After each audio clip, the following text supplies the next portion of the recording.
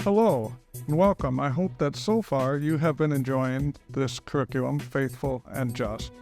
And I hope that as we continue, you will think more deeply and further about ethics and your own personal ethics as a warrior and be able to implement it in ways that helps you.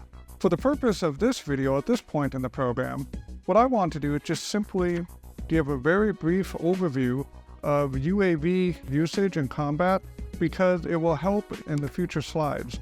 You will be having an opportunity to think about other mission sets that may have similarities, and you will also be talking and discussing and thinking about some ethical questions that use the UAV platform as a way to discuss it and talk about those questions. So why use the UAV platform in the first place? It's primarily used in the Air Force, not exclusively, but primarily. So some of you may or may not have a lot of experience with it. Why use it? I think that there are a few reasons to use it. One is it's a relatively new technology. Related to that is the second reason, it gets critiqued a lot, both in the press as well as just kind of more informally online, on Facebook, other places. There are certainly many places you can find where it is critiqued. Then there also is simply the question of the distance from the battlefield itself. Just in itself already makes people think, And you can hear that there's probably ethical questions behind the And so I think that it can be a very useful platform to use as a window or a doorway into some of these questions.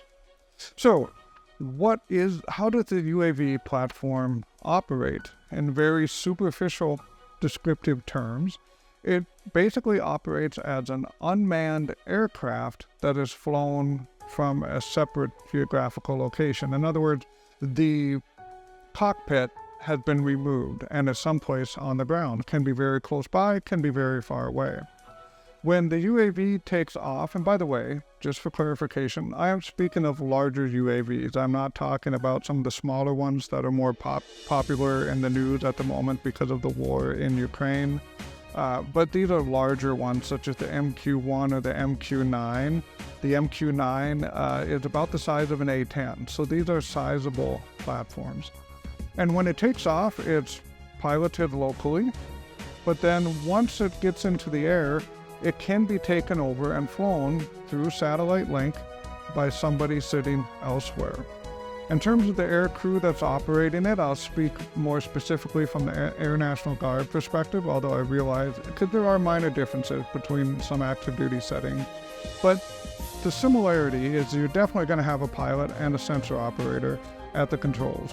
The pilot is flying the plane, the sensor operator, of course, is the one who's operating cameras and when it comes to actually executing the strike, the pilot will fire, let's say a Hellfire or GBU, whichever, and the sensor operator will guide it in using a laser. So they work in tandem. Within Air National Guard wings that are doing this, you will have somebody who is a MIC, who's doing mission intel coordinating. And this individual is working with people on the ground, communicating with the pilot and the sensor operator themselves as well, and others. And so the MIC is a very busy individual, and there are other entities who are also part of this. But my overall point that I wish to make with this is that it is a team effort. It is not simply one individual, and certainly not even one individual in communication with others above him or her. It's actually a team as a whole. It's a team process. So with this team then, we now have a group of people who are involved explicitly in the combat operating. They all have read the special instructions. They know what the mission is. They know whether they do or don't have clearance for a particular strike or who it is they're following. And in all of this, they are combining a lot of information. This is not just simply what did they happen to see on one camera feed that day. There are most likely a lot of different pieces of intel, including human intelligence, not just signals intelligence. There's a lot of stuff that goes into whether and how to make a strike. And what we have found when studying our operators is that physiologically, in terms of their heart rate, their emotional feelings, their mental thoughts, all of these different things parallel what our Navy SEAL and Marine snipers go through.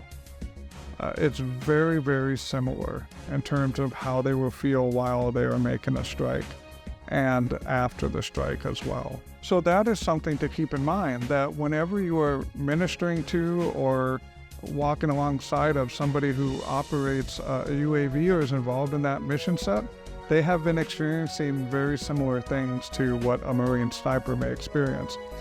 That may or may not be what you expect because of the geographical distance, but nonetheless, that is what the research bears out. So my hope is, as you go forward with the rest of these slides and the rest of this program, that you will be able to take something not just from this video, but from the earlier portions of this program, combine it, and continue to move forward with framing your own ethical framework to help you continue to remain as resilient as possible.